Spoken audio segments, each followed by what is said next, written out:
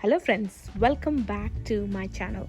Today I'm going to talk about the rare herbs or rare plants that I grow in my garden in Australia.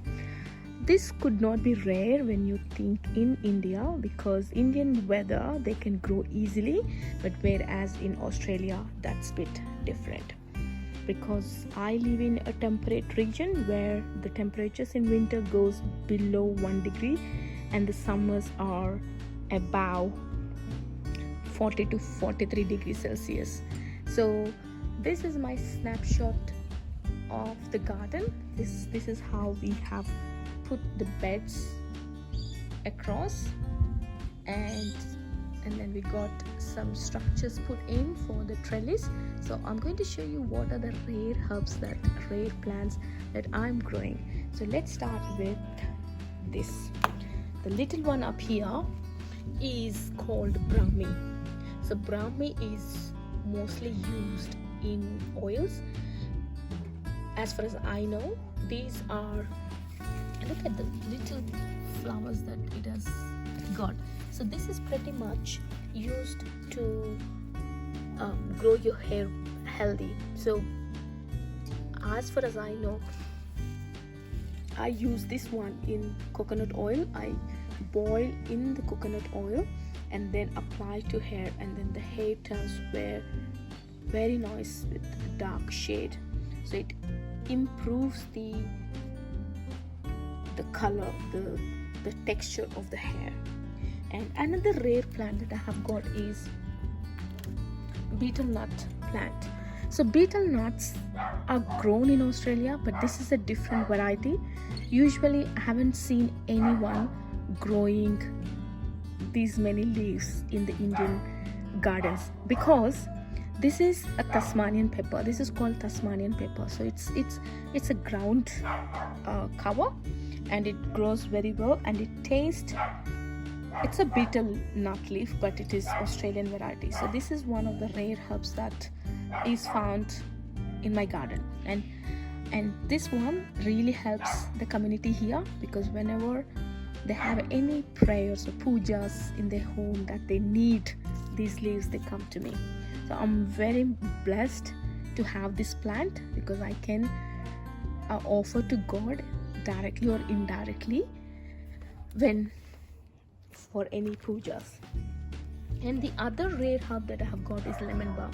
Lemon balm you cannot really find much in the Indian gardens here, but I like to grow the combination of rare and the routine plants.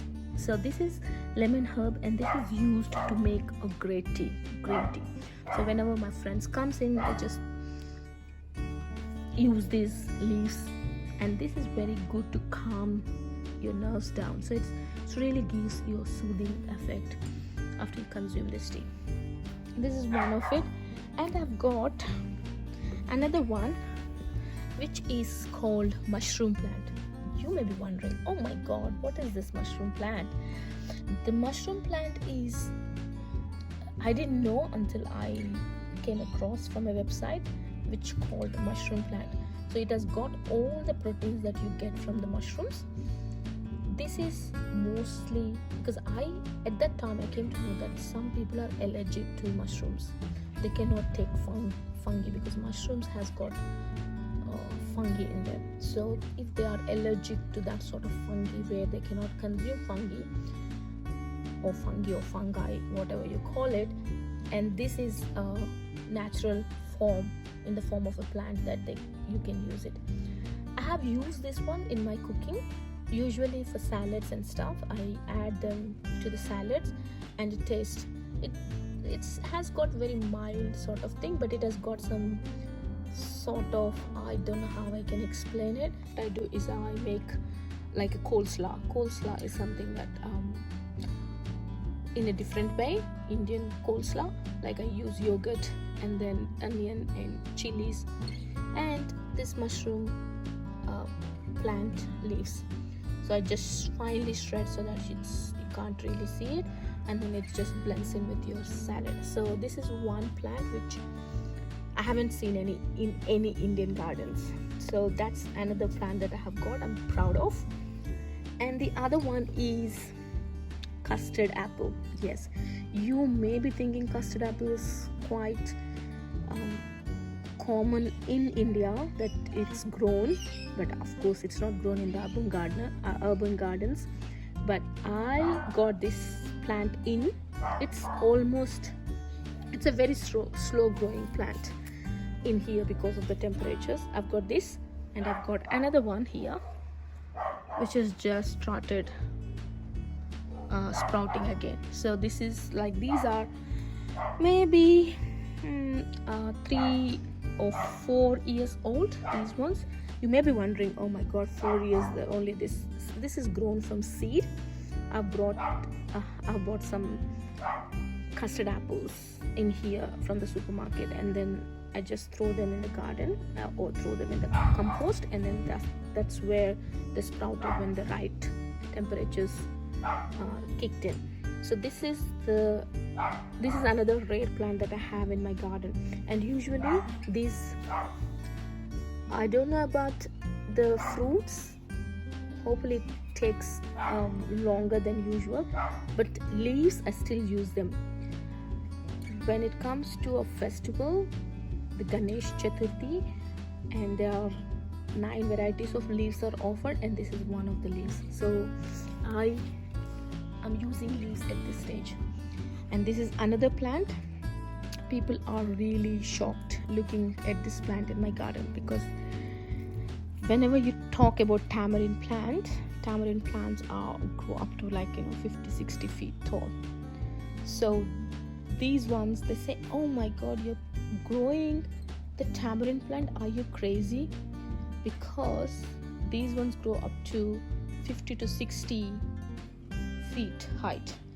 But I tell them that no, I'm just going to trim it. I'm going to use it only for the leaves. So when you look at, see, I've trimmed it. I've trimmed here, I've trimmed him here, so that it grows as a bushy, and you could see the tender leaves. And this is also used for tender leaves. What I usually do is I pick the tender leaves and use in my cooking. This is hard to find. Even in India, I don't think so nowadays you are able to find tender leaves. So I use these tender leaves for my cooking, and which I should say I'm proud that I'm not missing any tender leaves cooking in Australia. So this is another variety I have got in my garden, and I'm going to show you another one which is pretty strange as well. And this one is hard to grow as well. This is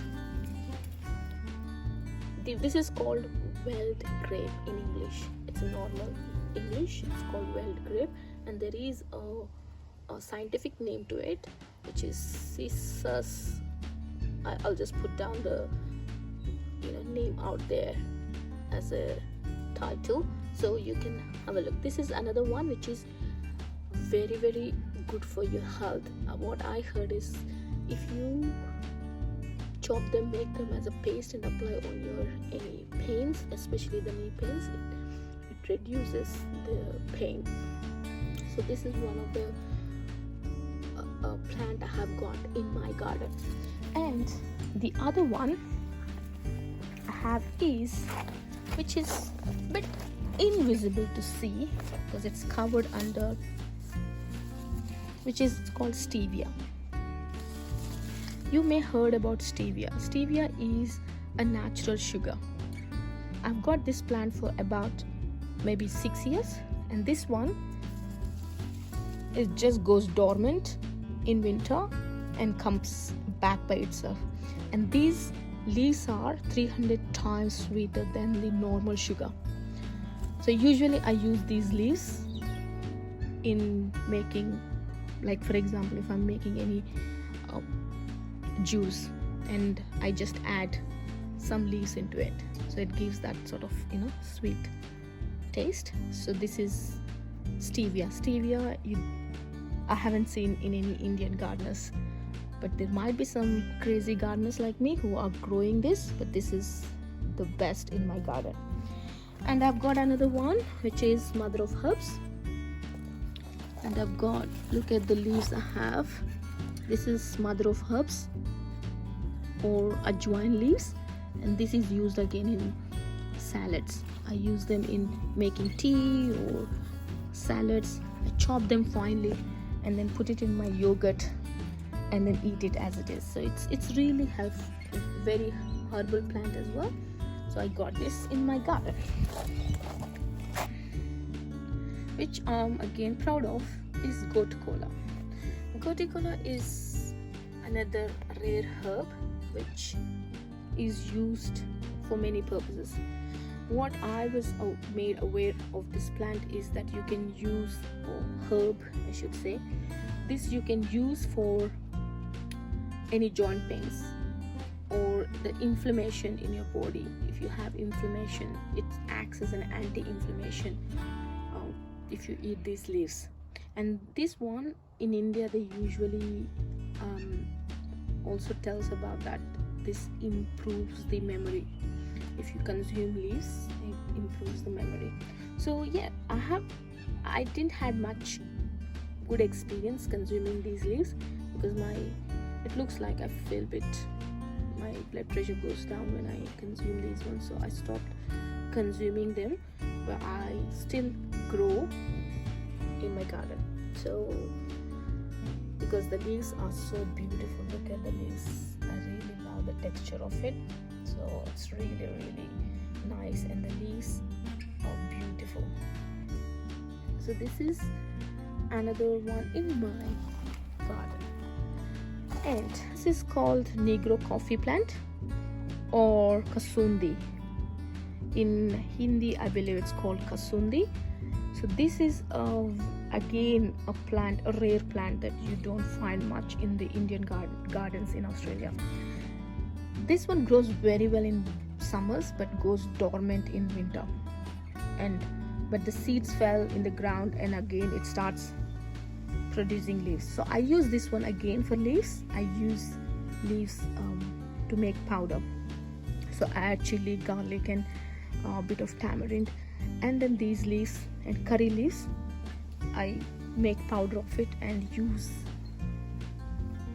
for eating purposes, like in dosas or rice. Just add bit of powder with ghee and then consume it. It tastes very good. And Kasundi has many medicinal benefits as well. It's good for constipation. Like if you have constipation, this has got a bit laxative effect. So if you use this leaves, I don't know, but I consume it as in the form of powder or chutney. I make chutney out of these. So these ones act as a laxative effect and also a good appetizer, and also it helps you to relieve pains like cough, especially cough. It relieves cough. So you can Google it about this plant, Negro coffee plant, which has got lots of health benefits. Now another plant which is mosquito repellent plant. This one is also rare plant. Maybe you may find it or you may not find it. When you just take this and crush them and smell it, they smell very good. And if you rub on your arms or feet, then the mosquitoes won't bite you. So this is a very good plant, and that's the reason I planted this, to repel my mosquitoes away. So this is another rare plant that I have got in my garden, and that's all I think I have got. And turmeric, yeah, most of the gardeners grow it. So this is my turmeric plant. So turmeric I have in my garden, and these are rare in Australia to grow because these ones take a lot of time and effort. If you have any other rare plants that you grow in your garden, so there is a I don't know the definition for rare, but for me, in terms of this gardening, rare is something that's very unusual to grow here, or may not grow for this temperatures.